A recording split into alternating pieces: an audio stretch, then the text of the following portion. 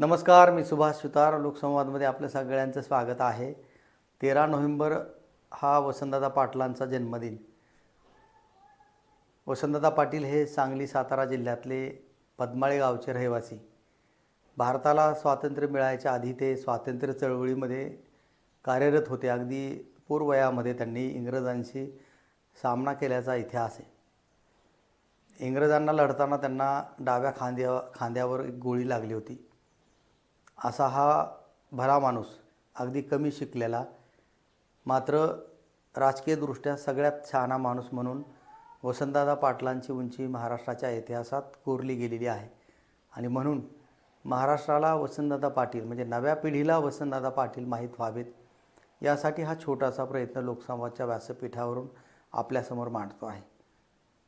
सातारा म्हणजे आत्ताचं सांगली आणि सांगली जिल्ह्यातलं पद्माळे गाव आणि सांगली जिल्ह्यामध्ये तासगाव नावाचा तालुका, ज्या विधानसभा मतदारसंघाचं नेतृत्व त्यांनी केलं, त्या तासगावमध्ये त्यांनी एक नव्हे तर 6 वेळा विजय प्राप्त केला.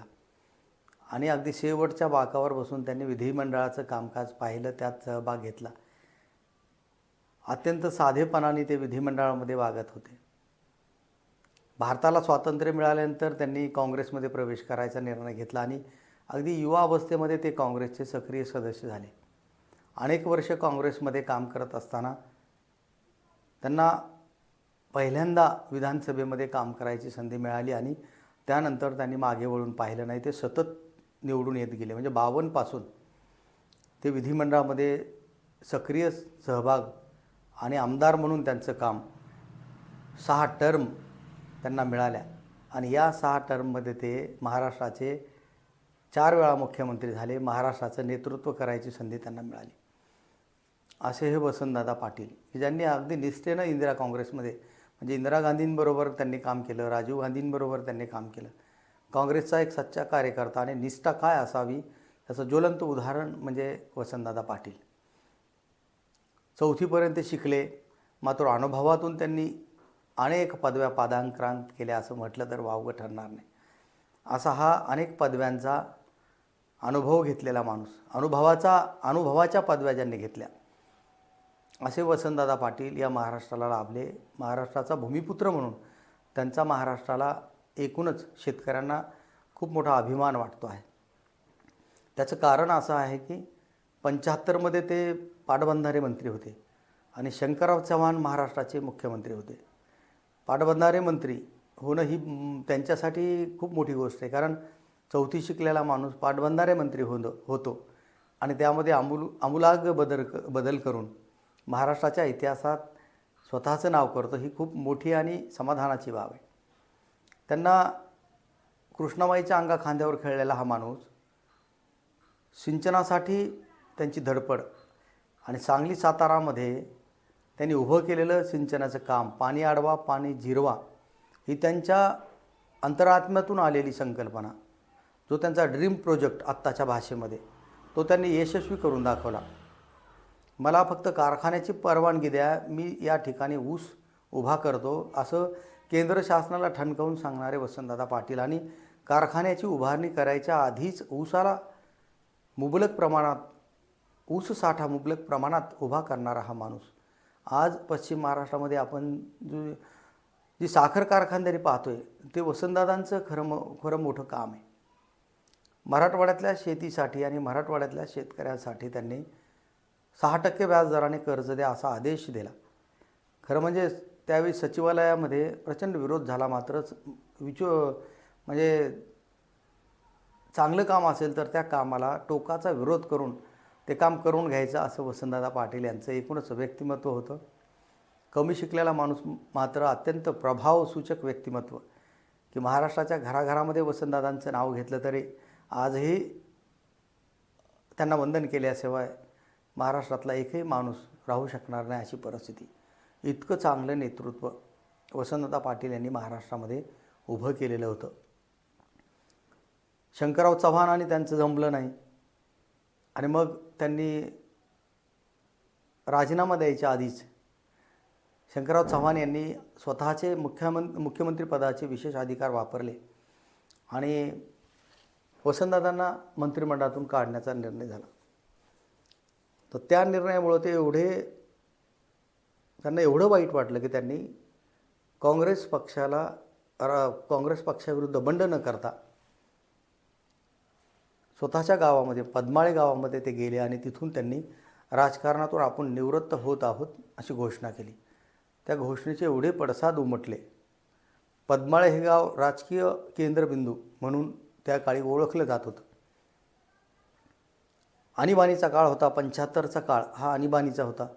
आणीबाणीनंतर ज्या निवडणुका झाल्या लोकसभेच्या, त्या काळात काँग्रेस नेस्तनाबूत झाली आणि काँग्रेसला तिथं पराभव पत्करावा लागला. आणि त्याच काळात निवृत्ती घेतलेले वसंतदादा पाटील हे काँग्रेसमध्ये पुन्हा सक्रिय झाले. काँग्रेसला आपलं स्वतःचं घर आणि ते घर अशा परिस्थितीमध्ये जळतं आहे. मग ते घर विझवायचं का माझ्यासारखा कार्यकर्ता करणार नाही तर मग कोण करेल, असा उलट प्रश्न पत्रकारांना करणारे वसंतदादा पाटील आणि काँग्रेसला पुन्हा गतवैभव प्राप्त करून देणारे वसंतदादा पाटील म्हणून त्यांचं महाराष्ट्रात आणि दिल्ली दरबारी मोठं वजन होतं. काँग्रेसमध्ये सक्रिय झाल्यानंतर 78ला त्यांना मार्च 78मध्ये ते महाराष्ट्राचे मुख्यमंत्री झाले. विधिमंडळाच्या नेतेपदी त्यांची निवड झाली आणि ते महाराष्ट्राचे मुख्यमंत्री झाले. मात्र त्या निवडणुका ज्या विधानसभेच्या झाल्या होत्या त्यामध्ये 69 इंदिरा काँग्रेसला जागा होत्या. मला वाटतं 62 जागा यस काँग्रेसला होत्या. 35 अपक्ष निवडून आलते आणि 99 आमदार हे जनता पक्षाचे होते, म्हणजे आत्ताचा भारतीय जनता पक्ष. मात्र काँग्रेस एकत्र आली आणि त्या ठिकाणी वसंतदादांना महाराष्ट्राचं नेतृत्व करायची संधी मिळाली. नाशिकराव तिरपुडे हे उपमुख्यमंत्री झाले.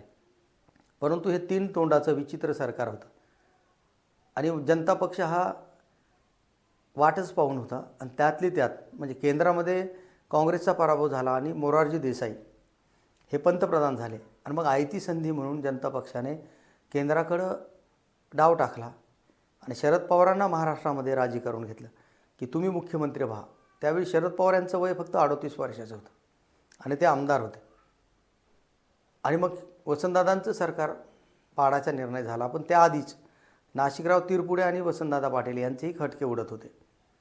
नाशिकराव तिरपुडे हे पत्रकारांना महाराष्ट्राचं सरकार काठी टेकत चाललं असं व्यंग करायचे आणि त्याचा राग वसंतदादांना यायचा. मात्र सरकार पाडावं की पडावं या द्विधा मनस्थितीमध्ये ते सापडले होते.